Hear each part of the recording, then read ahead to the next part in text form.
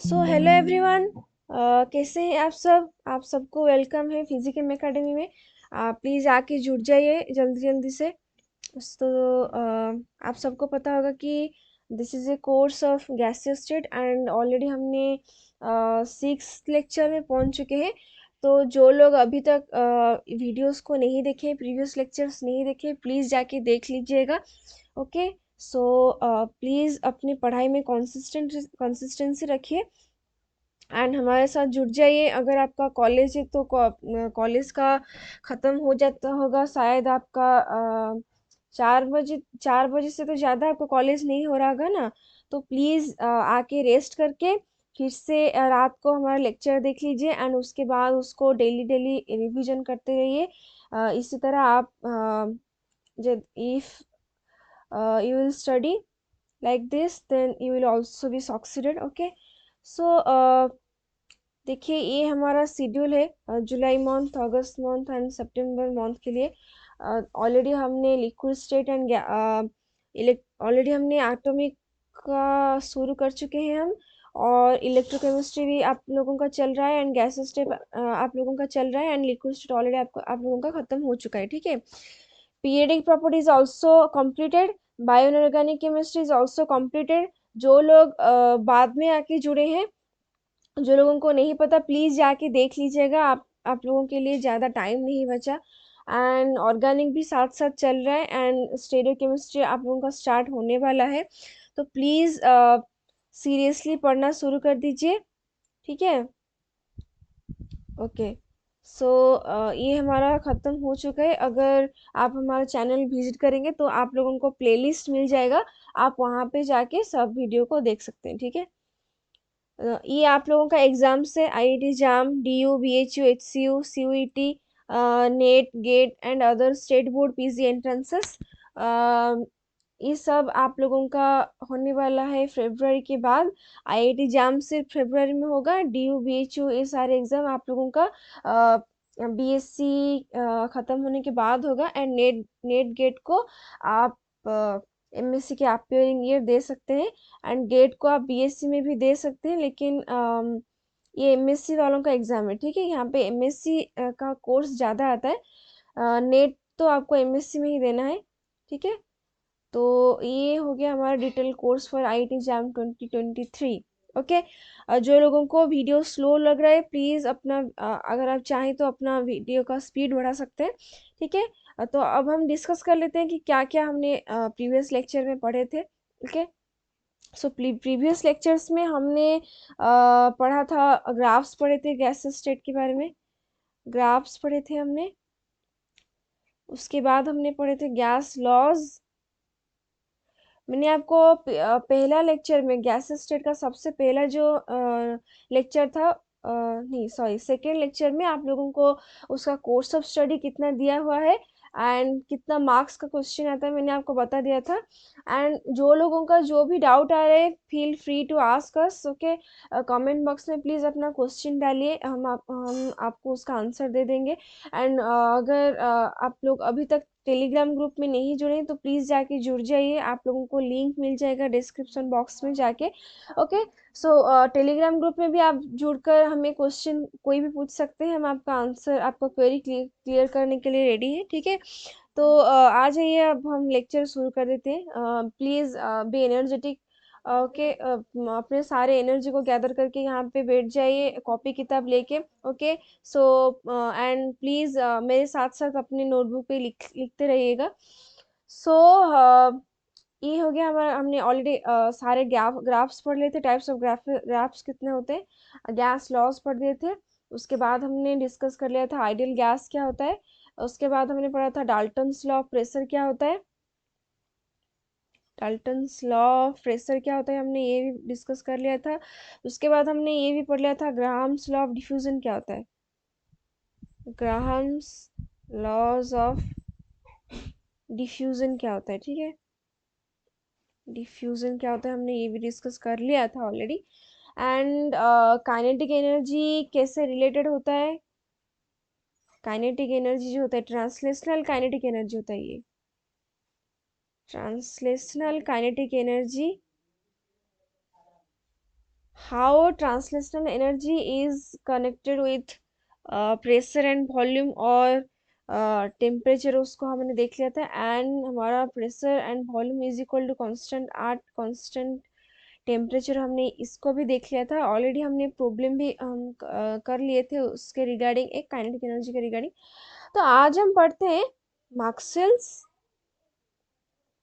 Maxwell's Boltzmann distribution of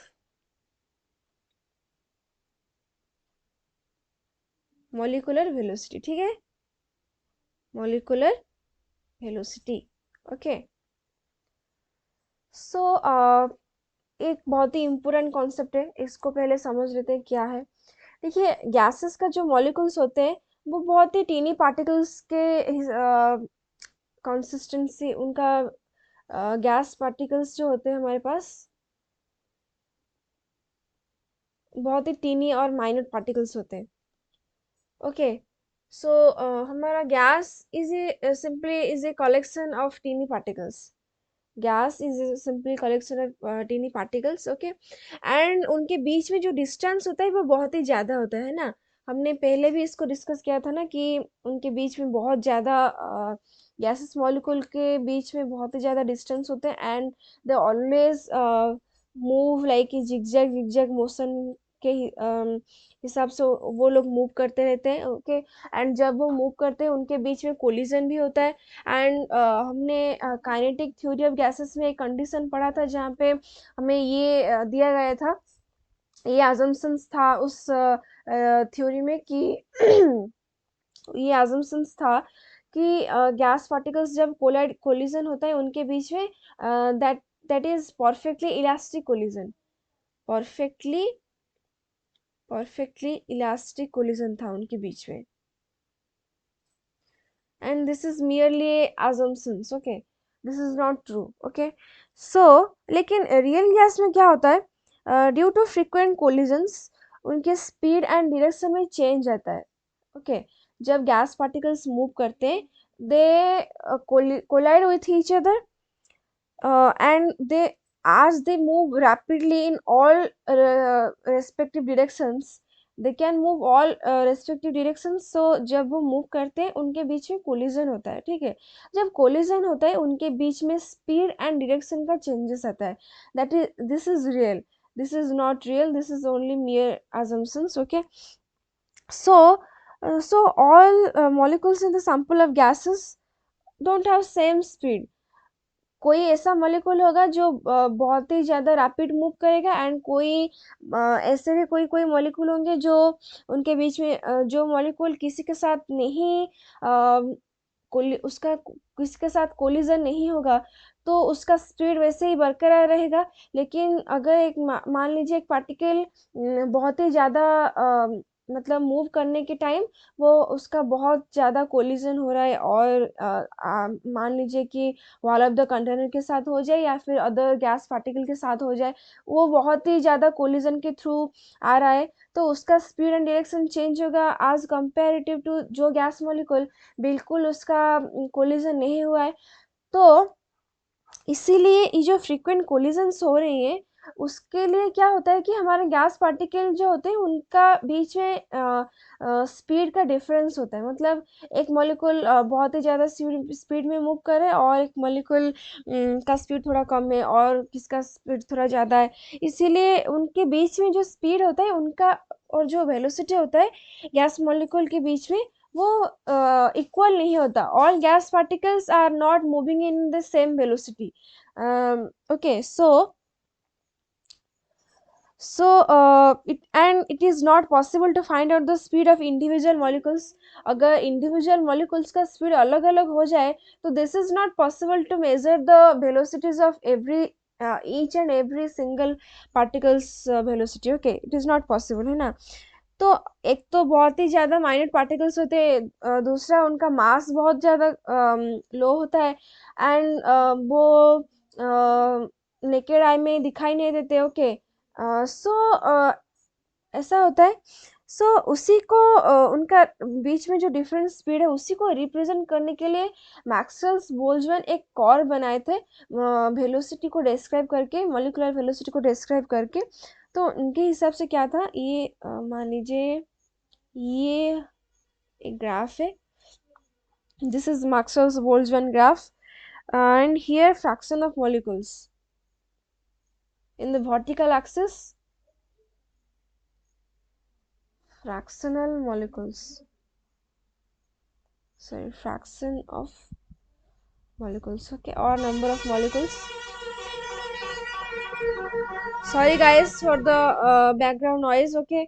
So this is the fraction of the molecules, and this can be denoted by dn by n, small number of molecule, D N मतलब एक single molecule divided by total number of molecule, N is the total number of molecule, D N is the fraction of the molecule, small fraction of the molecule, okay.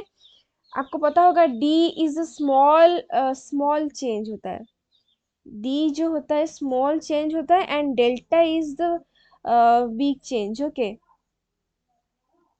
So यहाँ पे हमने जो describe किया D N, that is a small number of molecules, okay, and here we can take molecular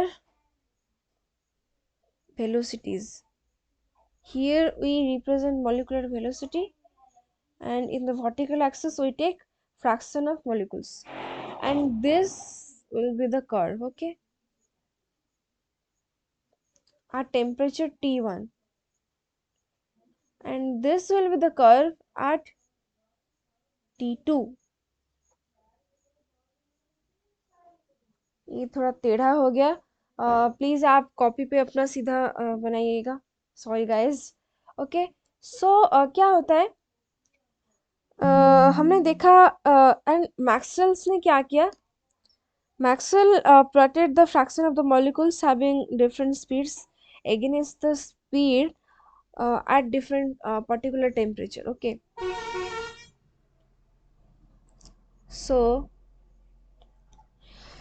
and ये क्या था, this is Maxwell's Boltzmann equation. अब हम देख लेते हैं कि, sorry, this is graph, okay.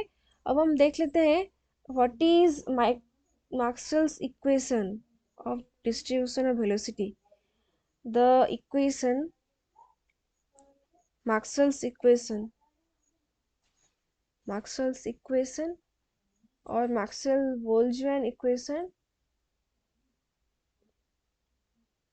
for, this is for the Maxwell's Boltzmann equation for distribution of gases, okay. So यहाँ पे देख लेते हैं, that is equal to dN by N will be equal to 4 pi m divided by 2 pi RT,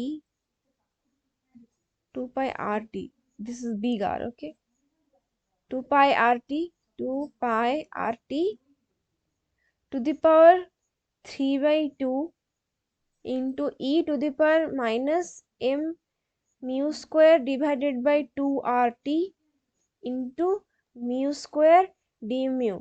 This is a differential equation, and it has a derivation as well, but यहाँ पे हम नहीं करेंगे derivation को, that is not relevant to you, okay. So this will, हम इसको लिख सकते हैं कि 4 pi into m by 2 pi RT to the power 3 by 2 e to the power, इसको हम ऐसे लिख सकते हैं कि minus half into M mu square divided by R T into mu square D mu, simply हमने इसको अलग करके लिख लिया, that will be equal to 4 pi, this is the formula of kinetic energy, minus half mv square, and mu here is our velocity, okay. So we have 4 pi into m by 2 pi rt to the power 3 by 2 e to the power minus e by rt, energy, energy को, kinetic energy को हमने simply यहाँ पे ई लिख सकते हैं, ठीक है, minus E by R T into D into mu square D mu, okay. This is our another form of Maxwell's Boltzmann equation of distribution of gases, ठीक है। बहुत ही इंपॉर्टेंट है, इक्वेशन को आप याद रखिएगा। This can be asked in IIT exam as well, okay. आपको simply equation दे देगा और एमएससी एंट्रेंसेस में क्या करेगा, सिंपली इक्वेशन दे देगा, यहाँ पे कहीं पे गड़बड़ कर देगा, यहाँ पे 2m कर देगा या फिर कहीं पे कुछ गड़बड़ करके दे देगा। आपको सही इक्वेशन चुनना होगा, तब आपको याद रखना होगा, नहीं तो आप नहीं कर सकते, ठीक है, नहीं कर पाएंगे। तो प्लीज इसको अच्छे से याद रखिएगा। And here e to the power minus e by rt is called our Boltzmann factor, Boltzmann's factor, ठीक है। And here e is equal to kinetic energy, okay. So अब हम चलते हैं म्यू के बारे में, ब्रीफ डिस्कशन ले लेते हैं। What is mu? Mu is molecular velocity of gas molecules, okay. And हमारे पास गैसेस मॉलिक्यूल का कितने टाइप्स का स्पीड होता है? We have 3 types of speeds.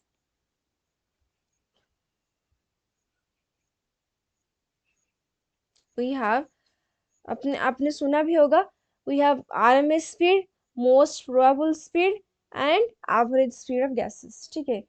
पहले हमारे पास होता है velocities of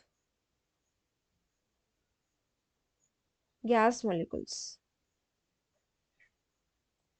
we have mu most probable velocity, इसको हम ऐसे ऐसे डिनोट कर सकते हैं, मोस्ट प्रोबेबल वेलोसिटी को म्यू एमपी में लिख सकते हैं। वैसे ही आरएमएस वेलोसिटी को हम लिख सकते हैं कि mu RMS.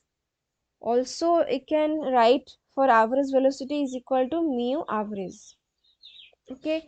So values of these are, most probable velocity का वैल्यू होता है root over of 2RT by M. इसका भी डेरिवेशन होता है, लेकिन आपको सिर्फ वैल्यू याद रखनी है, डेरिवेशन आपका कोई काम में नहीं आएगा। And mu R M S will be equal to √3RT by M. We have average velocity is given 8RT divided by pi M, okay. And mu is equal to, mu is directly proportional to root over of T by M, इसको हम लिख सकते हैं ना। सो at constant, हमने यहाँ पे 2R constant है, 3R कांस्टेंट है, 8R बाई पाई कांस्टेंट है, तो अगर हम इस कांस्टेंट को हटा दें तो mu will be directly proportional to temperature divided by mass. So हम इसको ये लिख सकते हैं कि at constant m, mu will be directly proportional to root over of temperature, and also at constant temperature we have mu will be inversely proportional to root over of mass। इसको भी आप बॉक्स करके ऐसे आप copy में लिख लीजिए, okay. So these are the values of velocities of gas molecules. अब देख लेते हैं कि what is most probable, what is RMS and what is average. Root mean square क्या होता है, एवरेज वेलोसिटी क्या होता है, हम उसके साथ साथ हम ये देख लेते हैं कि what will be the most probable velocity, ठीक है। सो पहले ग्राफ ड्रॉ कर लेते हैं।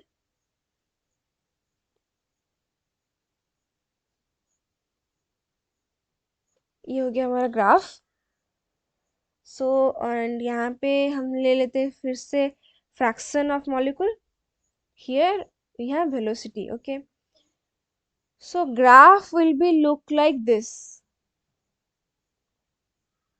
Okay. This is our intercept आएगा यहाँ पे, आप लोगों को दिख रहा होगा। ये हमारा गैस मॉलिक्यूल का ग्राफ हो गया। जब हम हमारा वेलोसिटी ज़्यादा से ज़्यादा इंक्रीज करता है, या फिर ग्राफ का रिप्रेजेंटेशन आप देख लीजिए पहले। जब हमारे पास गैस मॉलिक्यूल का वेलोसिटी बहुत ज़्यादा कम है, एंड जब हमारे पास वेलोसिटी का वैल्यू बहुत ज़्यादा हाई है, तब हमारे पास जो गैस मॉलिक्यूल रिप्रेजेंट करते हैं, the amount of gas molecules present here is very very less. But average velocity जब होता है, एक एवरेज मिनिमम वेलोसिटी जब होता है, वहां पे एक मैक्सिमम वैल्यू रीच करता है। तो इसको हम ऐसे लिख लेते हैं, पॉइंट पहले लिख लेते हैं। इसको यहाँ पे होगा हमारा mu M P, and here we have mu average, and here we have mu R M S. Okay, तो पॉइंट्स यहाँ पे ले लेते हैं कि फीचर्स, इंपोर्टेंट फीचर्स क्या हो जाएगा। Important features of Maxwell's, important features of Maxwell's Boltzmann distribution curve. Maxwell's Boltzmann distribution curve. Okay. So first point will be the fraction of the molecules. The fraction of the molecule. The fraction of the molecule with very high or low speed is very small. यहाँ पे जब velocity बहुत ज़्यादा high है, and यहाँ पे जब velocity बहुत ज़्यादा कम है, तो number of gas molecule is also very small. Second point हमारे पास गिवन है, the fraction of the molecules, the fraction of the molecule, the fraction of the molecule possessing higher and higher speed, यहाँ पे आन लिखा है, possessing higher and higher speed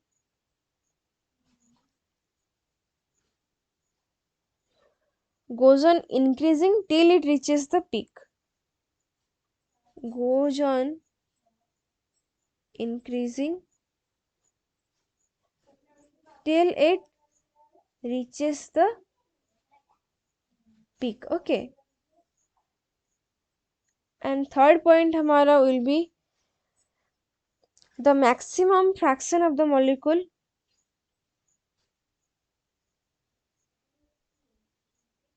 maximum fraction of the molecule possesses a velocity corresponding to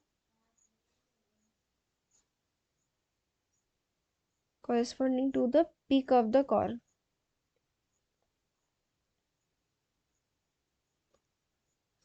So and the peak is called, the peak velocity is called, the peak velocity is called most probable velocity. So ये graph से हमें क्या पता चलता है कि जब the fraction of molecule with very low and very high velocity is very small, and the fraction of molecule possessing higher speed goes on increasing. जैसे जैसे हमारा ग्राफ जैसे जैसे हमारा वेलोसिटी इंक्रीज करता है, more and more number of gas molecule, धीरे धीरे उन लोगों का धीरे धीरे उन लोगों का स्पीड बढ़ने लगता है, and the fraction of the molecules धीरे धीरे इंक्रीज करने लगता है जब भी हमारा वेलोसिटी इंक्रीज धीरे धीरे करता है। एंड अगर बहुत ज़्यादा हम इंक्रीज करें वेलोसिटी को, धीरे धीरे उसका वैल्यू, फ्रैक्शन ऑफ मॉलिक्यूल का वैल्यू कम होने लगता है, and the fraction of molecule possess a velocity possessing a velocity corresponding to the peak of the curve is called the most probable velocity. Okay, so अब हम देख लेते हैं कि what is most probable speed, the most probable speed may be defined as the speed possessed by the maximum fraction of the molecule at a particular temperature. मैंने आपको पहले ही बताया था, जब भी हम कोई भी केसेस लेते हैं हमारे पास एक कांस्टेंट होता है, एट कांस्टेंट टेम्परेचर हो जाएगा यहाँ पे, at constant temperature the graph will be shown as this, and अगर हम temperature increase करेंगे the graph will shifted rightward. okay,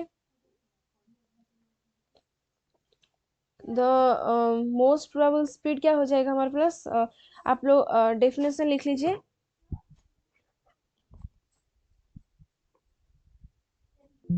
so slide थोड़ा चेंज कर लेते हैं, उसके बाद लिखते हैं, ठीक है.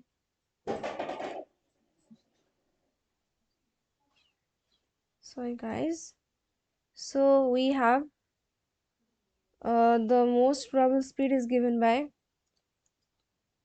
the most probable speed is defined as the velocity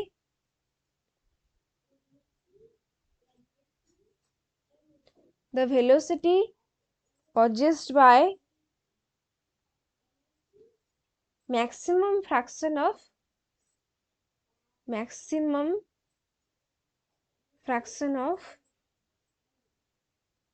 gas molecule. okay, so this is the definition of most probable velocity.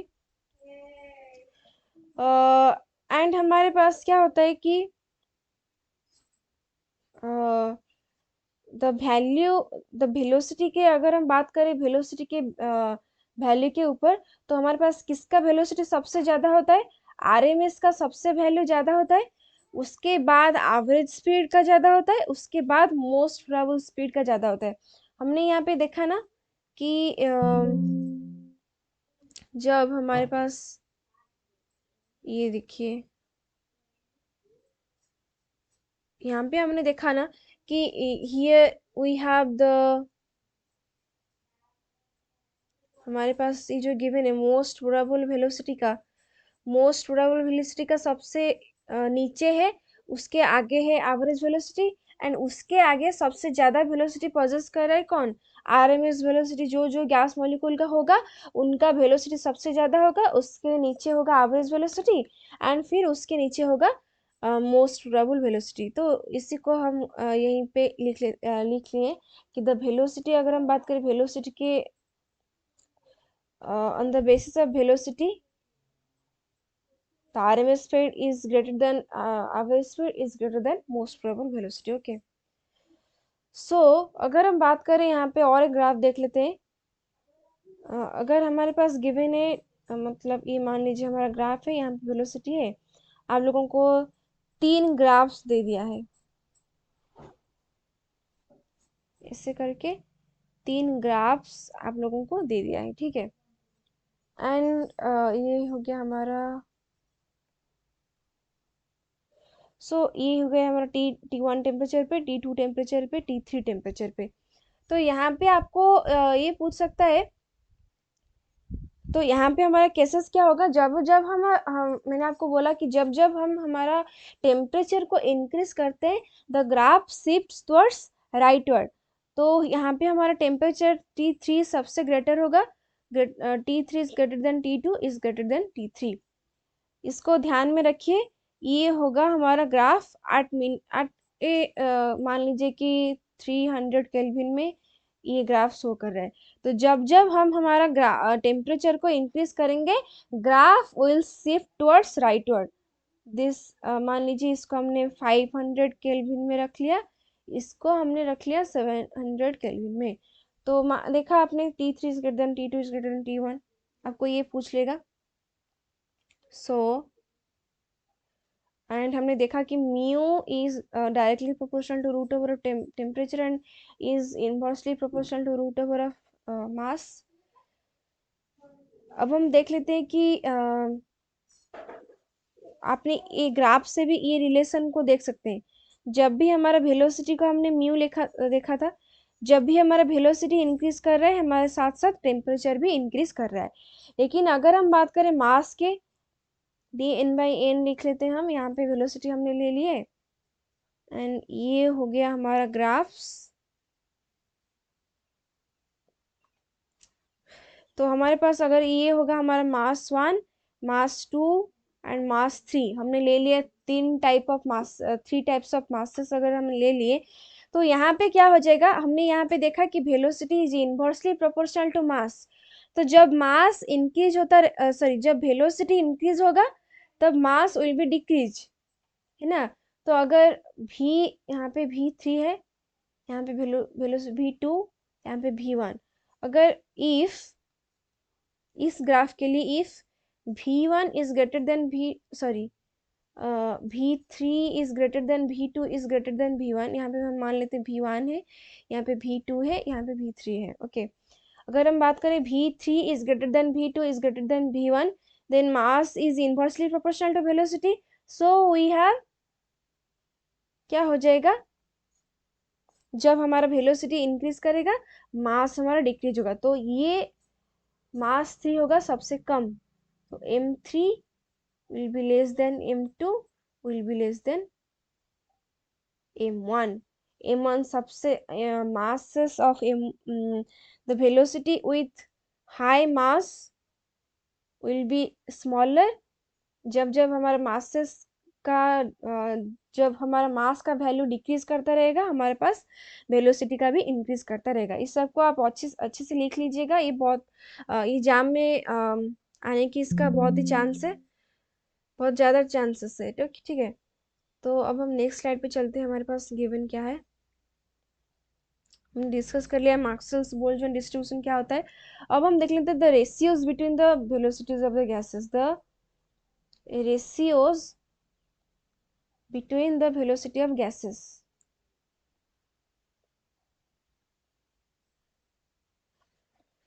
ले लेते हैं हम RMS is to average velocity is to most probable velocity. तो इसको हमने देखा था कि मोस्ट प्रोबेबल का वैल्यू होता है √2 RT/m, एवरेज वेलोसिटी का होता है 8 RT। इस वैल्यू को अच्छे से याद कर लीजिए, 8 RT/m। RMS इससे बहुत ज़्यादा प्रॉब्लम आता है, मतलब कंपलसरी है, यहाँ से आएगा ही आएगा एक क्वेश्चन, तो इसको प्लीज़ ध्यान से नोट कीजिए एंड अच्छे से याद रखिए, बहुत इंपॉर्टेंट है ये। RMS वेलोसिटी का आता है क्या, 3 RT/m। तो इसको अगर हम रेशियो ले लें तो T कैंसिल हो जाएगा, M will also be cancelled, R will also be cancelled, तो we have √3 versus √3 is to 8/pi, √8/pi is to √2। तो इसका वैल्यू क्या आता है, 1:0.92 is to 0.82। ये रेशियो भी आपका बहुत काम में आएगा, इसको भी याद रख लीजिए, ये बहुत इंपोर्टेंट कॉन्सेप्ट है, यहाँ से बहुत बार एग्जाम में क्वेश्चन पूछ चुका है, ठीक है। तो ये हो गया हमारे पास, अगर आपको कैलकुलेट करना है तो आप ऐसे भी कैलकुलेट कर सकते हैं, मैंने आपको सिंपली तो यहाँ पे बता दिया, लेकिन अगर आप और मतलब इसको कैसे ये कैसे ये वैल्यूज आए, आप लोग अगर जानना चाहते हो तो मैं आपको बता देती हूँ कि इसको डिवाइड कर लीजिए √3 पे। यहाँ पे हमने, हमारे पास गिवन है, जिसको भी आप चाहें, जिसके रिगार्डिंग आप चाहते हैं, मतलब हमने पहले यहाँ पे RMS लिया था, आपको एग्जाम में ये भी पूछ सकता है कि ratio between MP, RMS and average, ऐसे उल्टा पुल्टा करके आपको दे देगा क्वेश्चन। तो जब भी आपका आप जब जो भी आपका पहला वैल्यू होगा उसको आप उसी से डिवाइड कीजिएगा, मतलब यहाँ पे अगर हमारे पास ये, हमने ये लिया था कि RMS का हमने रेशियो निकाला था average and most probable speed के रेस्पेक्टिव में, तो इसको हमने क्या किया, कैसे वैल्यू निकाला कि √3 को RMS वैल्यूज जो हमारे पास √3 आया, सब कैंसिल होने के बाद, तो उसको हमने √3 से, सबको हमने √3 से फिर से डिवाइड कर लिया, तो सॉरी 3/pi इज टू √2/3, तो √3/√3 कैंसिल हो जाएगा, 1 आ जाएगा। इसका वैल्यू आप लोग अगर कैलकुलेट करेंगे तो 0.92 होगा। अगर √2/3 को आप लोग अगर कैलकुलेट करेंगे तो दिस विल बी कम आज 0.82, इसका वैल्यू आ जाएगा 0.82। लेकिन अगर हम ले लें मोस्ट प्रोबेबल वेलोसिटी का ratio with respect to RMS and average velocity, तो आप लोगों को कैसे कैलकुलेट करना है? आप लोग क्या करेंगे, मोस्ट प्रोबेबल वेलोसिटी को हमारे पास यहाँ पे आ जाएगा, मोस्ट प्रोबेबल वेलोसिटी यहाँ पे भी अगर हम कैंसिल कर लें temperature and gas constant and mass को, अगर हम यहाँ पे भी कैंसिल कर लेते हैं, तो हमारे पास ये यहाँ पे भी रेशियो आ जाएगा क्या, √2। आरएमएस का वैल्यू आ जाएगा √3 एंड यहाँ पे आ जाएगा √8/π। तो अगर हमें रेशियो इस टाइप का दिया होगा तो इसको हम क्या क्या करेंगे, यहाँ पे √2 सबको डिवाइड कर देंगे √2 से, तो हमारे पास क्या आ जाएगा, √2/2। यहाँ पे 1:2, √3/2 टू √4/π। 8/2 टू 8 का कैंसिल हो जाएगा 4/π। तो इसका आप कैलकुलेटर से वैल्यू निकाल के इसका रेशियो भी निकाल सकते हैं, ठीक है। तो ये हो गया हमारे पास simple types of velocities. And अगर हम बात करें, ठीक है, इस स्लाइड देख लेते हैं कि एक्चुअली में कैसे होते हैं। आरएमएस वेलोसिटी क्या होता है? आरएमएस वेलोसिटी होता है रूट मीन स्क्वायर वेलोसिटी आप लोगों का।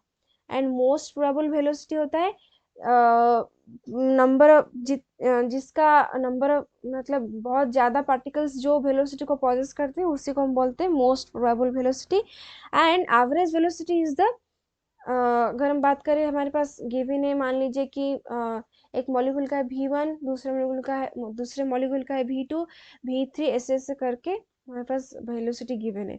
तो एवरेज वेलोसिटी हम कैसे निकालेंगे, V1 + V2 + V3 divided by 3। ये होता है हमारा एवरेज निकालने का तरीका। तो simply this is average velocity. And root mean square velocity root over होगा ही होगा। रूट मीन स्क्वायर मतलब स्क्वायर का मीन हम यहाँ पे ले रहे हैं, ठीक है। V1 का स्क्वायर प्लस V2 का स्क्वायर प्लस V3 का स्क्वायर। ओके, थोड़ा स्लाइड ऐड कर लेते हैं, प्लीज वेट कीजिए। तो हमारे पास ऐसे ऐसे करके आ जाता है रूट मीन स्क्वायर का वैल्यू, ठीक है। आप लोगों को डेरिवेशन नहीं याद रखना, सिर्फ आप याद रख लीजिए कि इसका वैल्यू होता है, आरएमएस का वैल्यू होता है 3RT/m। देखिए आरएमएस का वैल्यू आप कैसे याद रखेंगे, 3RT, आपको शॉर्ट ट्रिक बता देती हूँ। देखिए हमारे पास गिवन है क्या, मोस्ट प्रोबेबल का वेलोसिटी गिवन है 2RT/m, आरएमएस का वैल्यू गिवन है 3RT/m एंड एवरेज वेलोसिटी का गिवन है 8RT/πm, है ना। तो MP यहाँ पे 2 लेटर्स है, तो यहाँ पे हमारा वैल्यू है 2RT/m। ये बहुत कंफ्यूजन हो जाता है बीच बीच में, तो इसीलिए आपको याद कैसे रखना है, यहाँ पे MP मतलब मोस्ट प्रोबेबल वेलोसिटी, तो मोस्ट प्रोबेबल 2 लेटर है MP, यहाँ पे हमने लिखे 2RT/m। वैसे RMS 3 letters 3RT/m and simply उसके बाद आपको याद रखना है क्या, एवरेज वेलोसिटी होता है 8RT/πm। इसके अगर आप ऐसे याद रखेंगे तो आपको बाद में कंफ्यूजन नहीं आएगा कि what will be the most probable velocity. And देखिए इसको आपको याद रख लेना है पहले, तो उसके बाद आपको कुछ नहीं याद रखना। आपको पता है RT/m कॉमन होता है सब में RT/m कॉमन होता है। एंड सिर्फ एवरेज वेलोसिटी एक स्पेशल केस है जहाँ पे 8/π मल्टीप्लाई हुआ है, √8/π मल्टीप्लाई हुआ है। तो ये आप याद रख लीजिए, एवरेज वेलोसिटी का होता है 8/π का रूट ओवर होता है। एंड मोस्ट प्रोबेबल का वेलोसिटी तो होता है आपका 2 होता है, एंड आरएमएस वेलोसिटी का आपको होता है तो 3 लेटर्स के लिए 3RT/m। तो ये हो गया आपका सिंपल एक ट्रिक्स हो गया। अब हम एक प्रॉब्लम, मैं आपको एक प्रॉब्लम दे देती हूँ कि कैसे आपको आएगा एग्जाम में।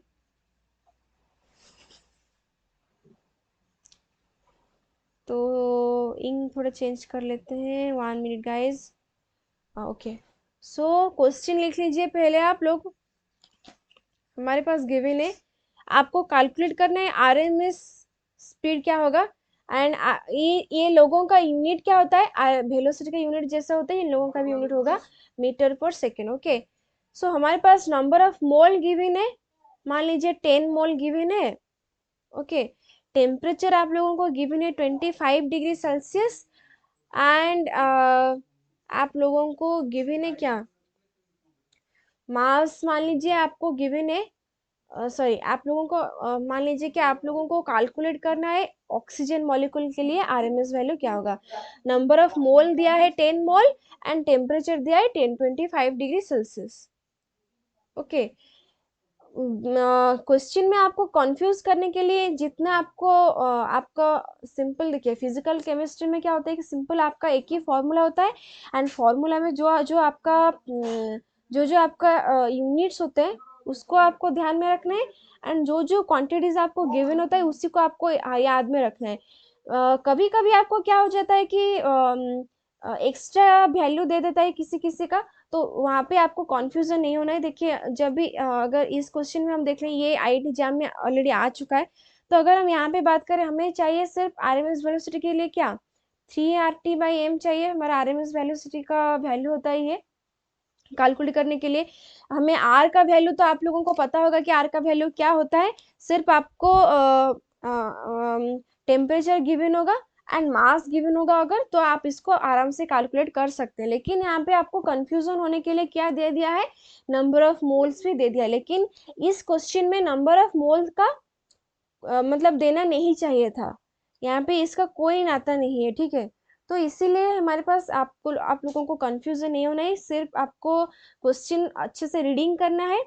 उसके बाद आपको ये देखना है कि क्वेश्चन में एक्चुअली क्या पूछा है, या फिर आपको ये देख लेना है रफ में, आप चाहें तो ये आप लोगों को एग्जाम में रफ पेपर भी प्रोवाइड किया जाएगा, तो वहाँ पे आप लोग अच्छे से देख लीजिएगा कि आप लोगों को क्या क्या फॉर्मूला यहाँ पे लग सकता है इस क्वेश्चन को कैलकुलेट करने के लिए।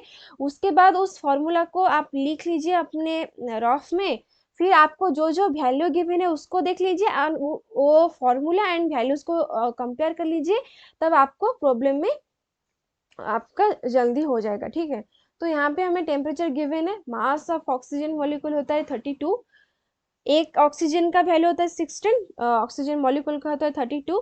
तो so we have RMS velocity will be calculated as √3 into R का वैल्यू यहाँ पे हम क्या लेंगे 8.314 इंटू टी। हमें आप लोगों को पता है हमेशा हम जब भी प्रॉब्लम करते हैं टी को केल्विन में लेते हैं, तो T will be equal to 25 degree Celsius will be equal to 298 Kelvin divided by mass होता है 32। सो सॉरी गाइस, आप लोग इसको कैलकुलेट कर लीजिए, मैंने ऑलरेडी इसको कैलकुलेट करके रखा है, ठीक है। इसका वैल्यू आ जाएगा 481.94 मीटर पर सेकेंड, ठीक है। सो दिस इज सिंपली क्या होता है आपका आरएमएस वेलोसिटी, वैसे ही आपको कैलकुलेट करने दे देगा ऑक्सीजन मॉलिक्यूल के लिए एट 25 डिग्री टेम्परेचर। आप लोगों का मोस्ट प्रोबेबल वेलोसिटी क्या आ जाएगा, यहाँ पे हमने 3 डिवाइड किया, मोस्ट प्रोबेबल के लिए हम 2RT/m कर देंगे, हमारा वैल्यू आ जाएगा। वैसे ही आपको दे देगा कि हमारे पास एवरेज वेलोसिटी का वैल्यू निकालने के लिए दे देगा, तो ऐसे करके के आपको पूछ सकता है, आप लोग ध्यान में रखिएगा। अब हम पढ़ लेते हैं कि डिग्रीज ऑफ फ्रीडम क्या होता है। डिग्रीज ऑफ फ्रीडम क्या होता है, okay. So this is simply parameter to observe the properties of the gas molecule, or to observe the ways in which the gas molecule moves, okay। हमारे पास given है क्या degrees of freedom, ठीक है। which what is degrees of freedom, the number of independent ways in which the molecule of a gas can move is called degrees of freedom। The name in the मैंने आपको पहले ही बताया था, जब हम Maxwell's Boltzmann distribution curve में आपको पढ़ा रहा था, जब मैंने पहले क्लास में बोला था आप लोगों को, गैस मॉलिक्यूल जब कोलिजन करते हैं तो उनके बीच में डिफरेंट टाइप ऑफ कोलिजन्स होता है। किस किस मॉलिक्यूल का वेलोसिटी कम स्लो हो जाता है, कोई कोई मॉलिक्यूल का वेलोसिटी इंक्रीज कर जाता है, तो उनका बीच में जो वेलोसिटी होता है वो एक कंसिस्टेंट नहीं होता, गैस मॉलिक्यूल के बीच में डिफरेंट डिफरेंट वेलोसिटीज दिखाई देखा पड़ता है, ठीक है। डिफरेंट गैस मॉलिक्यूल का डिफरेंट वेलोसिटीज होता है। तो the number of independent ways in which, हमारे पास 3 डायरेक्शंस होते हैं, X direction, Y direction and Z direction. हो गया हमें X axis, Y axis, Z axis. तो अगर हम 3D में इमेजिन करें, यहाँ पे अगर हमारे पास एक गैस मॉलिक्यूल हो गया, तो this can move along Y axis, this can move along x axis as well, and this can move in z axis as well. Sorry guys. Sorry. So we have, जब हमारे पास एक, अगर हम 3D में imagine करें, एक space में एक गैस मॉलिक्यूल, एक बॉल को इमेजिन कीजिए, उसको मान लीजिए कि एक गैस पार्टिकल है, तो उसको हम चाहे ऊपर फेंक सकते हैं, चाहे हम उसको आगे फेंक सकते हैं, चाहे हम साइड में भी फेंक सकते हैं। तो ऐसे करके आप इमेजिन कर पा रहे हैं ना, एक बॉल को अगर आप 3D में इमेजिन करें, उसको चाहे हम ऊपर फेंक सकते हैं, उसको चाहे हम आगे फेंक सकते हैं, that will be parallel to horizon, उसको हम फेंक सकते हैं।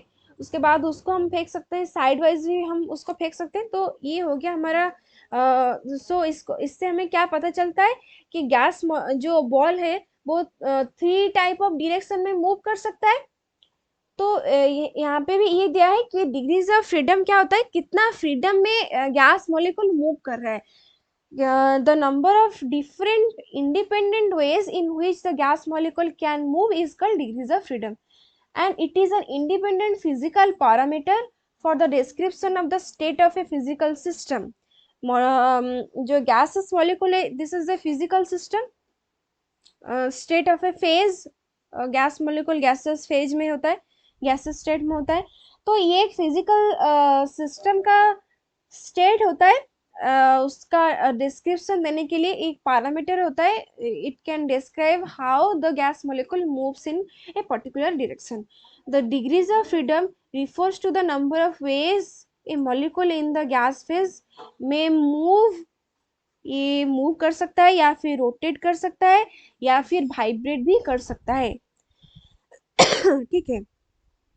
तो अगर हम बात करें नेक्स्ट, थोड़ा स्लाइड भी चेंज कर लेते हैं हम लोग। अब हम इसके रिगार्डिंग कितना होता है, मतलब टाइप्स ऑफ मोशन क्या क्या होता है हमारे पास, ये देख लेते हैं।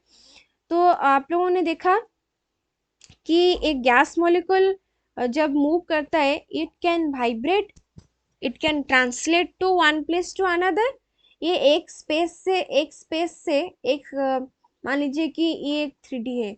मान लीजिए आप लोगों का, आप जहाँ पे बैठे हैं, जो रूम में आप बैठे हैं, उसको मान लीजिए कि एक 3D एक्सिस है। ये कर्नर है, ये मान लीजिए कि एक हाउस है, ये दीवार होगा आप लोगों का घर का, ये दीवार है आप लोगों का, ये छत है, ठीक है। तो मान लीजिए ये एक एक्सिस है, ये है Y axis, this is Z axis, this is X axis.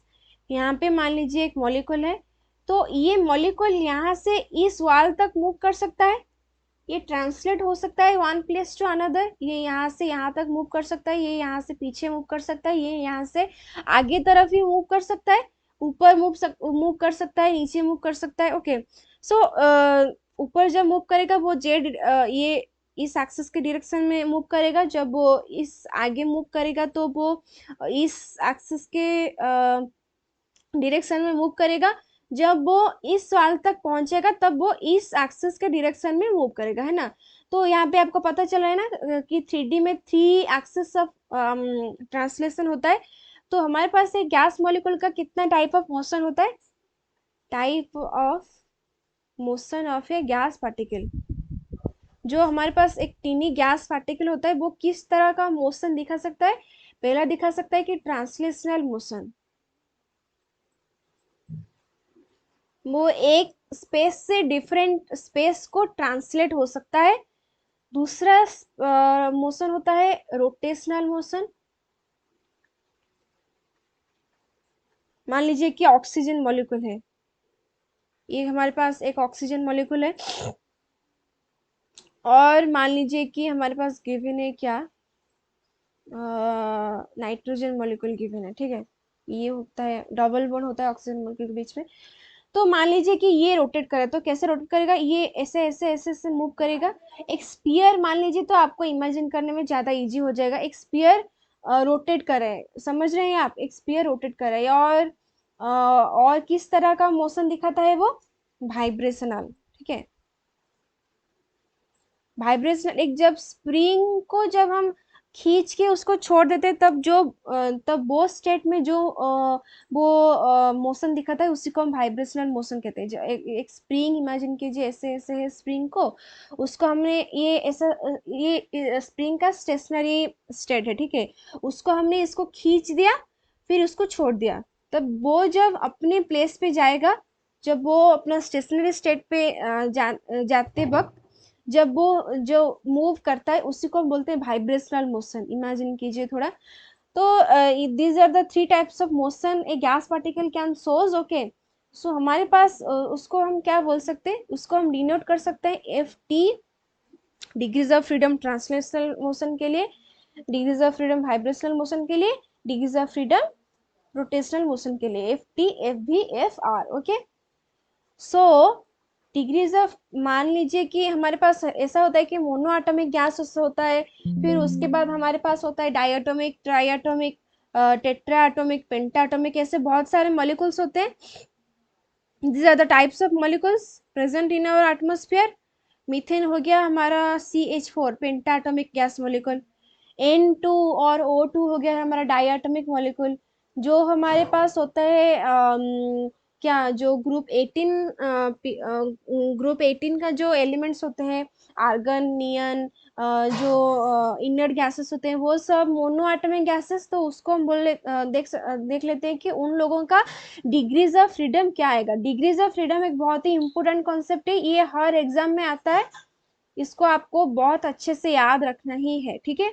अच्छे से आप कॉपी कर लीजिएगा। हम यहाँ पे देख लेते हैं क्या होता है। मोनो एटॉमिक गैसेस के लिए हमारे पास क्या होता है, example will be helium, neon, argon, etc. So mono atomic gases के लिए क्या होता है, ये तो मोनो एटम है, मतलब एक सिंगल बॉल है, तो ये सिर्फ ट्रांसलेशनल मोशन ही दिखाएगा 3 एक्सिस के डायरेक्शन में। तो इसके पास F translational will be equal to 3, vibrational 0 हो जाएगा, and rotational will be also is equal to 0। एक मॉलिक्यूल वाइब्रेट कैसे करेगा, एंड एक मॉलिक्यूल को आप लोग कहाँ से पकड़ के रोटेट करवाएंगे उसको, तो ये रोटेट नहीं कर सकता।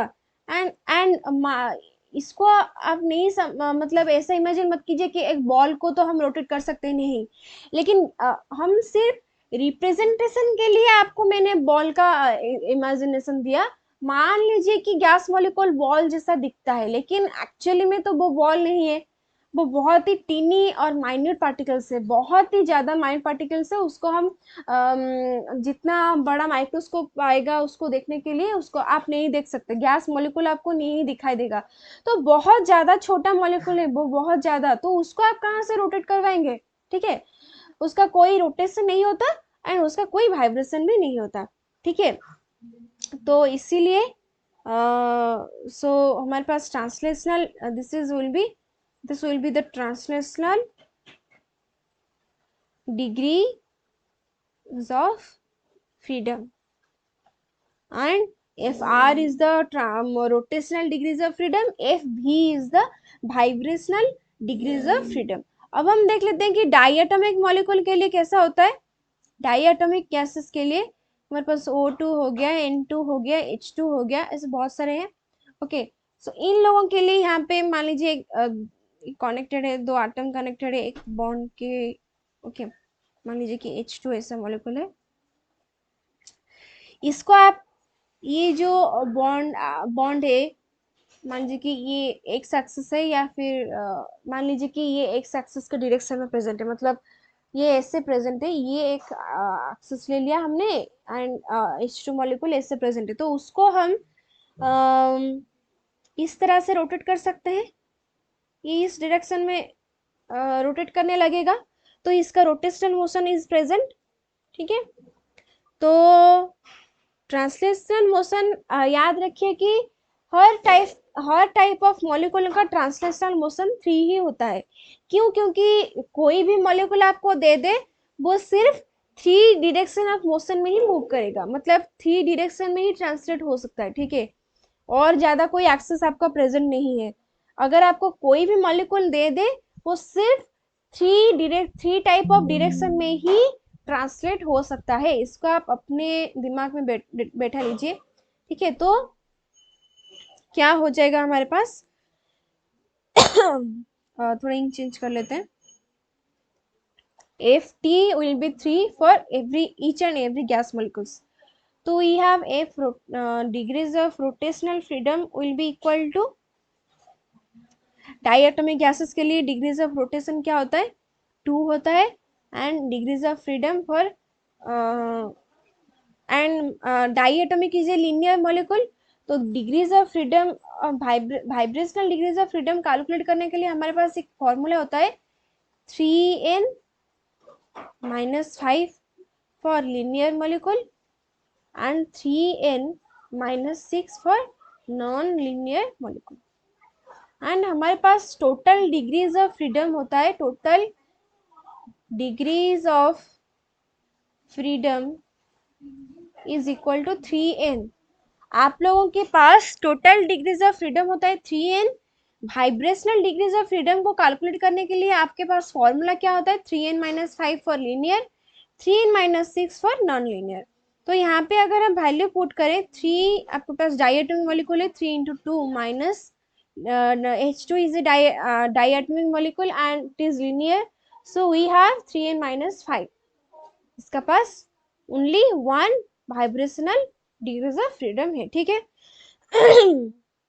अब हम नेक्स्ट स्लाइड पे चल के ये देख लेते हैं कि ट्राई एटॉमिक मॉलिक्यूल के लिए, ट्राई एटॉमिक मॉलिक्यूल के लिए कैसा होता है। तो ट्राई एटॉमिक मॉलिक्यूल क्या होता है? CO2 O3 ओजोन एक गैस मॉलिक्यूल होता है ट्राई एटॉमिक। और तो उसके लिए हम देख लेते हैं कि क्या होगा हमारे पास, क्या आ जाएगा हमारे पास उसके लिए भी। Translational motion, translational degrees of freedom तो सेम है सब, हर टाइप ऑफ मॉलिक्यूल के लिए डिग्रीज ऑफ फ्रीडम सेम है। ट्रांस ft हो गया हमारे पास, क्या हो जाएगा 3।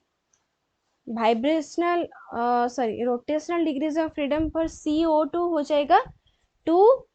And degrees of freedom for vibrational degrees of freedom क्या हो जाएगा अगर हम कैलकुलेट करें? CO2 is a linear molecule, उसका स्ट्रक्चर ऐसा होता है। दिस इज हमारा CO2 मॉलिक्यूल।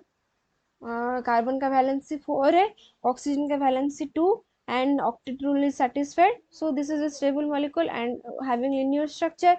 सो इसका वैल्यू क्या आ जाएगा? वाइब्रेशनल डिग्रीज ऑफ फ्रीडम क्या आ जाएगा? 3 into 3 minus 5, 4 type of degrees of freedom, vibrational degrees of freedom होता है। मैं आपको दिखा देती हूँ कि कैसे कैसे किस किस टाइप से ये मूव करता है। मेरे पास इसका एक इमेज है, देख लीजिए थोड़ा। आप अगर देख लेंगे तो आपको इजी हो जाएगा समझने में। तो ये देखिए, दिस इज, मान लीजिए कि ये एक CO2 मॉलिक्यूल है। ये ब्लू वाला जो बॉल है वो कार्बन मॉलिक्यूल है, रेड वाला जो बॉल है वो ऑक्सीजन मॉलिक्यूल है। उनके बीच में जो बॉन्ड है उसको एक स्प्रिंग की तरह इमेजिन कीजिए। हमारे पास जब वाइब्रेशन होता है तो वो 2 तरह का होता है, symmetric, asymmetric vibration.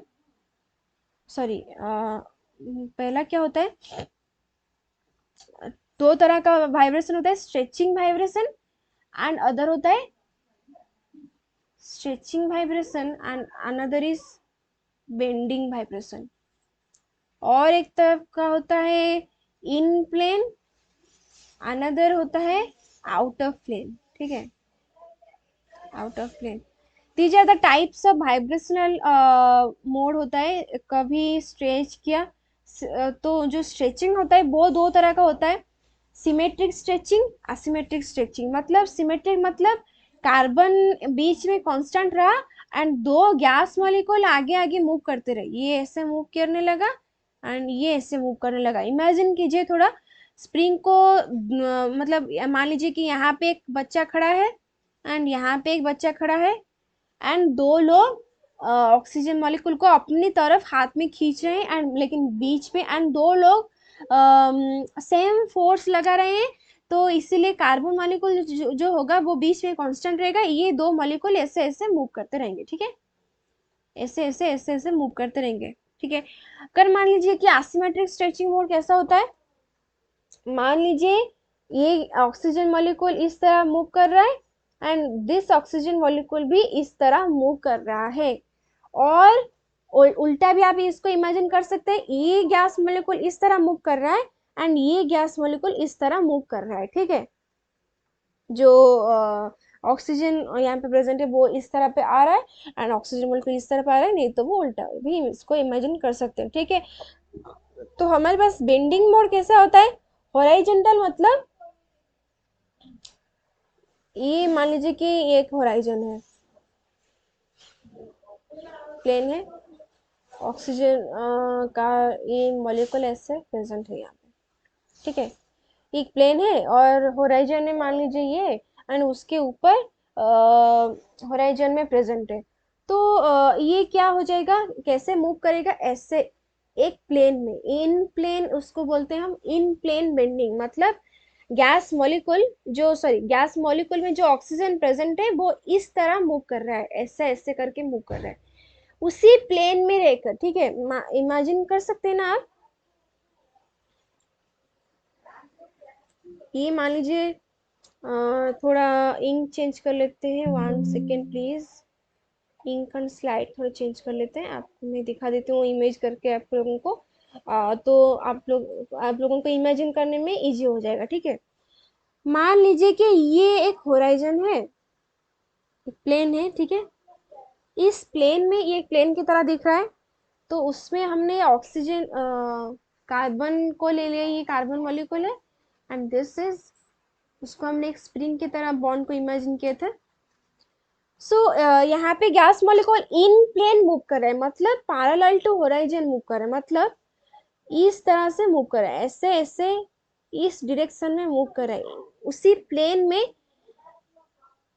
Left to right move कर रहा है, ये मॉलिक्यूल भी ऐसे लेफ्ट टू राइट मूव कर सकता है, लेकिन आउट ऑफ प्लेन बेंडिंग मतलब वर्टिकल डायरेक्शन में वो मूव करेगा। मान लीजिए कि ये एक प्लेन है एंड यहाँ पे हमने ऑक्सीजन मॉलिक्यूल को सॉरी मैंने आप लोगों को दिखा दिया कि this is carbon dioxide molecule, तो यहाँ पे ऑक्सीजन मॉलिक्यूल कैसे मूव करते हैं, ऊपर नीचे, मतलब प्लेन में वो कभी ऊपर उठेगा कभी नीचे आएगा, कभी ऊपर उठेगा कभी नीचे आएगा, समझ में आ रहा है आप लोगों को, this is the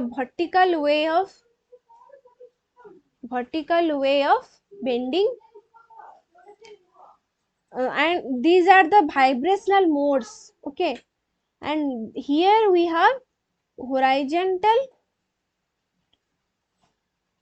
way of bending, ठीक है, समझ में आ गया आपको। ट्राई एटमिक मॉलिक्यूल के लिए जो CO2 होता है उसका किस किस टाइप्स ऑफ, ये एंट्रेंसेस में बहुत बार आ चुका है, इंटरव्यू में भी पूछा जाता है आप लोगों को, जब आप आइजर या फिर IISc नाइजर में, जब आप और भी बहुत सारे कॉलेजेस हैं, अगर आप वहाँ पे जाके इंटरव्यू वगैरह देंगे, आपका जाम में अगर आपका हो जाता है तो आपको वहाँ पे इंटरव्यू के लिए भी बुलाया जाएगा, तो जब आपको इंटरव्यू के लिए बुलाएगा तो इस तरह का सिंपल क्वेश्चन ही आप लोगों को आता है, ठीक है। स्लाइड थोड़ा आड़ कर लेते हैं, तो इसको आपको अच्छे से याद रखना है, समझ के जाना है, तो आप लोगों को याद रख जाएगा, आप लोगों को याद आ जाएगा कैसे कैसे टाइप्स ऑफ बेंडिंग होता है। आप लोगों को वाइब्रेशनल मोड कितना होता है CO2 मॉलिक्यूल का आपने याद रख लिया, एक होता है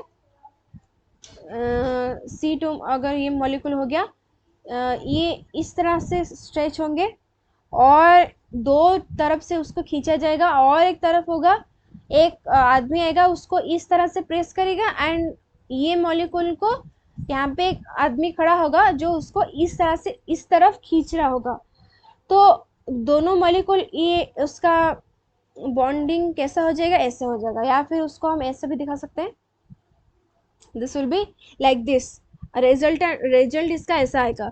एंड अनदर वाइब्रेशनल मोड कैसा होता है, इन प्लेन आउट ऑफ प्लेन, मतलब वो कभी जो ऑक्सीजन मॉलिक्यूल होगा, जो कार्बन डाइऑक्साइड मॉलिक्यूल होगा, वो ऐसे ऐसे लेफ्ट टू राइट एक ही प्लेन पे मूव करेगा, इस साइड से वो साइड।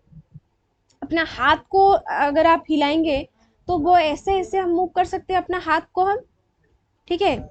मगर मान लीजिए एक आदमी है, मान लीजिए एक आदमी है, ये इस साइड से इस साइड अपना हाथ को अगर मूव कर रहा है, ये ऐसे ऐसे जो मूव कर रहा है वो हो गया हमारा हॉरिजॉन्टल मोड ऑफ वाइब्रेशन। अगर आप अपना हाथ को ऊपर नीचे करेंगे, मान लीजिए कि उसका हाथ को वो ऊपर नीचे कर रहा है, ऊपर, उसके बाद नीचे कर रहा है, ऊपर नीचे। मैंने आपको सिर्फ दिखाया इमेजेस, आप लोग तो समझने के लिए मैंने आप लोगों को ये दिखाया इमेजेस। सो ओके, सो ये हो गया आप लोगों का ट्राई एटॉमिक के लिए। एंड ट्राई एटॉमिक लीनियर के लिए हमने देखा, ट्राई एटॉमिक लीनियर के लिए, है ना। So sorry guys, 1 second please, थोड़ा टाइम दीजिए मुझे। सो ये आ गया आप लोगों का, ओके। सो अब हम चलते हैं हमारा स्लाइड के साइड, थोड़ा गड़बड़ हो गया बीच में, सॉरी गाइस उसके लिए। तो ये हो गया, आपने समझ लिया कि क्या ट्राई एटॉमिक, देखिए समझना बहुत ज़रूरी है, चाहे कितना टाइम लगे लेकिन समझना बहुत ज़रूरी है, ठीक है। आपने पढ़ लिया ट्राई एटॉमिक लीनियर के लिए, तो अब हम पढ़ सकते हैं try atomic non linear molecule के लिए।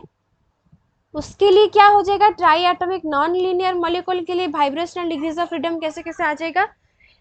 नॉन लीनियर मॉलिक्यूल के लिए जैसे होता है कि SO2 होता है, H2O गैस मॉलिक्यूल हो गया, वो नॉन लीनियर होते हैं, तो उनके लिए F translational degrees of freedom होता है 3, रोटेशनल डिग्रीज ऑफ फ्रीडम होता है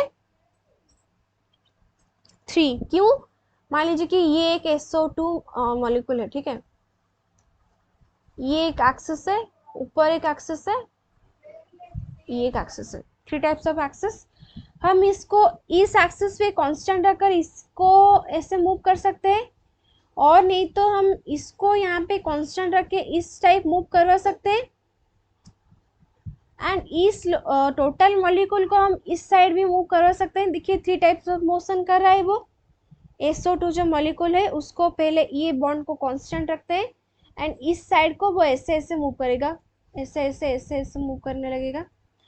फिर अगर हम बात करें ये साइड को अगर हम कांस्टेंट रखेंगे, इस साइड से मूव करेंगे तो वो इस एक्सिस पे मूव करने लगेगा। टोटल SO2 मॉलिक्यूल को अगर हम एस को कांस्टेंट रख के घुमाएं तो वो इस साइड मूव करने लगेगा। तो हम हो गया हमारे पास 3 रोटेशनल टाइप्स ऑफ मोशन।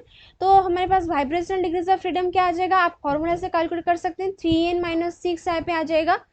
तो 9 - 6 3 वाइब्रेशनल फ्रीडम हो गया हमारे पास।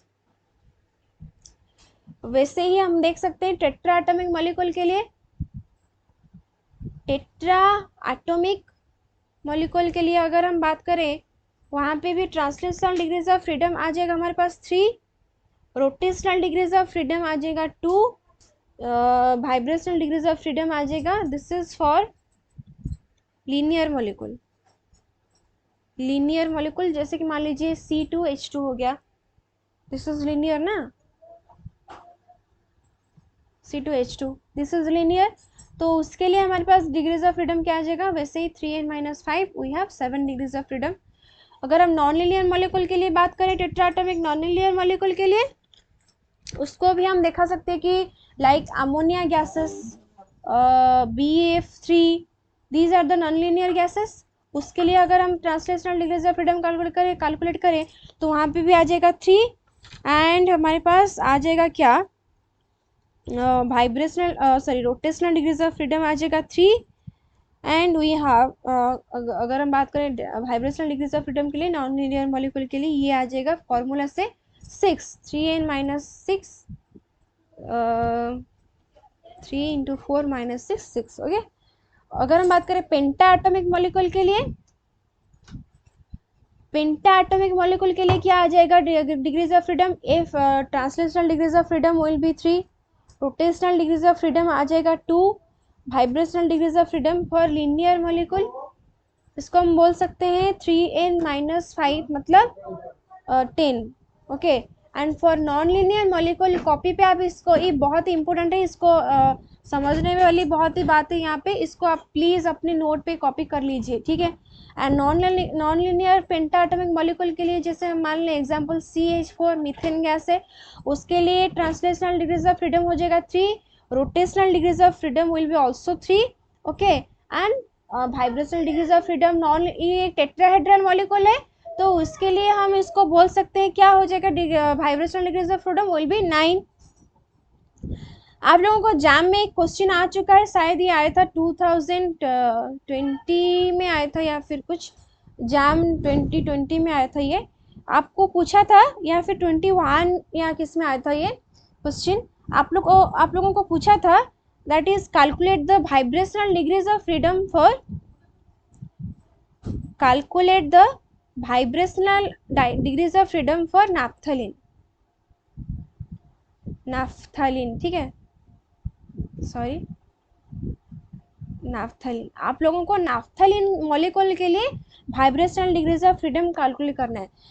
देखिए, जब भी आपको ऐसा रैंडम क्वेश्चन गिवन होगा रैंडम मॉलिक्यूल्स के लिए, वहाँ पे आपको डिग्रीज ऑफ रोटेशन क्या लेना है, 3 ही लेना है। आप लोगों का ट्रांसलेशनल डिग्रीज ऑफ फ्रीडम तो कांस्टेंट है 3, आप लोगों को वहाँ पे रोटेशनल डिग्रीज ऑफ फ्रीडम भी लेना है 3। ओके, सो यहाँ पे हम नाफ्थलीन, एक क्या होता है, नाफ्थलीन मॉलिक्यूल होता है ऐसे, 2 benzene molecule conjugated with each other, fused with each other, इसको हम बोलते हैं नाफ्थलीन मॉलिक्यूल। यहाँ पे 5 डबल बॉन्ड्स होते हैं, this is a naphthalene molecule. Okay, so वहाँ पे vibrational degrees of freedom, and this is a non linear molecule, तो वहाँ पे हम कैलकुलेट कर सकते हैं 3n-6। टोटल कितना नंबर ऑफ एटम्स है नाफ्थलीन में, नाफ्थलीन में टोटल नंबर ऑफ, यहाँ पे कार्बन मॉलिक्यूल्स है, यहाँ पे कार्बन है, यहाँ पे कार्बन है, यहाँ पे कार्बन है, carbon carbon carbon carbon carbon carbon, total हमारे पास कितना कार्बन है, 4 2 6 4 10 कार्बन मॉलिक्यूल। एंड यहाँ पे गैस, दिस, हमारे पास ये डबल वन अगर हम मान ले, एक हाइड्रोजन गैस, सॉरी एक हाइड्रोजन एटम, 2 3 4 5 6 7 8 प्लस 8, तो हमारे पास 18 एटम्स नाफ्थलीन में प्रेजेंट है। आप खुद भी कैलकुलेट करके सॉल्व कर लीजिए मेरे साथ साथ, तो 3 × 18 - 6, ये आंसर आप लोग देख लीजिएगा क्या आएगा इसका आंसर। तो हमने पढ़ लिया, ये एक बहुत ही इम्पोर्टेंट चैप्टर है, मतलब ये डिग्रीज ऑफ फ्रीडम से बहुत सारे क्वेश्चन आते हैं, ठीक है, डिग्रीज ऑफ फ्रीडम में बहुत सारे क्वेश्चन आते हैं, तो उसको प्लीज़ आप देख लीजिए, ठीक है। तो ये हो गया हमारा आज के लिए। नेक्स्ट क्लास में हम पढ़ेंगे laws of equipartition of energy क्या होता है। आज हमने बहुत टाइम क्लासेस कर लिए, ठीक है, ठीक है, तो चलते हैं फिर। एंड नेक्स्ट क्लास में हम पढ़ेंगे कि रियल गैस बिहेवियर क्यों सो होता है। इसको आपने अच्छे से समझ लिया। कार्बन डाइऑक्साइड मॉलिक्यूल का 4 टाइप्स ऑफ वाइब्रेशनल मोड होता है, ठीक है, बहुत सारे इंटरव्यू में इसके रिगार्डिंग क्वेश्चन आता है, ठीक है, तो प्लीज़ आप इसको अच्छे से याद रखिए, समझ लीजिए। एंड मैंने आपको जो लिख के दिया यहाँ पे, मोनो एटॉमिक गैस के लिए, डाई एटॉमिक गैस के लिए, फिर हमने ट्राई एटॉमिक मॉलिक्यूल के लिए देखा, ओके, पेंटा एटॉमिक, टेट्रा एटॉमिक गैसेस के लिए भी मैंने आपको बता दिया। तो प्लीज़ इसको अपनी कॉपी में अच्छे से लिख लीजिए, नहीं तो आपको बाद में इसको आप लोग रिवीजन करते रहेगा, इससे बहुत सारे क्वेश्चंस आते हैं, ये एक बहुत इम्पोर्टेंट कॉन्सेप्ट है। तो फिर चलते हैं नेक्स्ट, फिर आप लोगों को बहुत बहुत बहुत थैंक यू मेरे क्लासेस में आने के लिए। Thank you to all guys, wish safe life, have a safe and healthy life, okay, be energetic always and do your duty consistently। वैसे ही आप एग्जाम क्लियर कर सकते हैं। अपना जो ड्यूटी करना है आप लोगों को डेली, उसको प्लीज़ कंप्लीट करते रहिए, डेली एक शेड्यूल बनाइए, उसी के रिगार्डिंग अपना काम करते रहिए। जब आप सुबह उठते हैं तो आप मान लीजिए एक शेड्यूल बना लीजिए कि आज दिन भर मुझे ये काम करना है। एक टू डू लिस्ट उसको हम बोलते हैं, टू डू लिस्ट, ओके। उसको आप ऐसे ऐसे मान लीजिए कि आपको अपने आपका टारगेट हुआ कि आपको 6 काम करना है। मान लीजिए कि आपको 6 काम करना है, तो जब दिन खत्म होगा आप लोगों का ये 6 काम हो जाना चाहिए। 6 काम मस्ट करना है। टू डू लिस्ट मतलब उसको करना ही है, ठीक है। And to do list daily बना के रखिए उसको। उसके अकॉर्डिंग आप उसमें टाइमिंग भी ऐड कर सकते हैं कि इतने से इतने टाइम से इतने से, मतलब मान लीजिए कि 2 PM से 4 PM जो 2 आवर मेरे पास बचता है खाने के लंच के बाद, वहाँ उस टाइम में मैं थोड़ा रेस्ट करूँगी, एक एक नैप ले लूँगी। नैप के बाद मुझे रिवाइज करना है प्रीवियस क्लास में जो पढ़ा गया था, या फिर कॉलेज का कोई टैक्स आ गया उसको मुझे कंप्लीट करना है। तो इसके बीच में आप उसको कंप्लीट कर सकते हैं। ऐसे करके आप टाइमिंग भी मैनेज कर सकते हैं। एंड इसके बीच में एंटरटेनमेंट के लिए भी 1 या 2 घंटा रख लीजिए आपके पास, ठीक है। इसको आप कर लीजिए। एंड एक गोल रखिए, वीकली गोल रख लीजिए या फिर मंथली गोल रख लीजिए। मान जैसे कि हमने गोल रखा है कि 3 मंथ में हमें सिलेबस आईआईटी एग्जाम का पूरा कंप्लीट करना है, तो वैसे ही आप लोग गोल मान लीजिए कि एक वीक में सॉरी गाइस, एक वीक में मुझे जो कंप्लीट मेरा मैं पढ़ चुकी हूँ उसको रिवाइज करना है, एंड और एक दूसरा टॉपिक को मुझे ख़त्म करना है। 2 टॉपिक आप ले लीजिए, फिजिकल मान लीजिए या फिर ऑर्गेनिक, कुछ भी कहीं से भी आप 2 टॉपिक उठा लीजिए। उसको एक मतलब मंडे से सैटरडे तक उसको करते रहिए काम। एंड जब संडे आएगा, संडे आप मज़े कर सकते हैं, सो सकते हैं, या फिर आपका जो मन चाहे वो कर सकते हैं, लेकिन मंडे से सैटरडे आपको कंसिस्टेंसी बनाए रखनी है। पूरा स्पीड से जाना है आपको आगे, एंड सारे कॉन्सेप्ट आपको समझना है, पढ़ना है, रिवीजन भी उसके साथ साथ करना है। मंडे से सैटरडे आप अच्छे से काम कर लीजिए पूरा। संडे आप लोग एंटरटेनमेंट के लिए रख लीजिए, वहाँ संडे के दिन आप मूवी देख लीजिए या फिर कुछ क्रिकेट वगैरह बॉयज़ देख सकते हैं। तो ऐसे आप करके टाइम मैनेज कर सकते हैं, एंटरटेनमेंट भी कर सकते हैं, ओके। तो प्लीज़ ये शेड्यूल अगर आपको अच्छा लगे तो आप इसको फॉलो कर सकते हैं। एंड इसको बहुत जो बड़े बड़े लोग हैं, जो भी लाइफ में सक्सेस हुए हैं, उनका एक टू डू लिस्ट रहा है अपनी ज़िंदगी में। तो प्लीज़ इसको फॉलो कीजिए and stay healthy, stay safe, okay. तो बाय बाय गाइस, अच्छे से रहिए अपने घर में, ठीक है। कॉलेज जाते रहिए, क्लासेस करते रहिए, रिवीजन करते रहिए, नोट्स कंप्लीट डेली आपको करना है, ठीक है।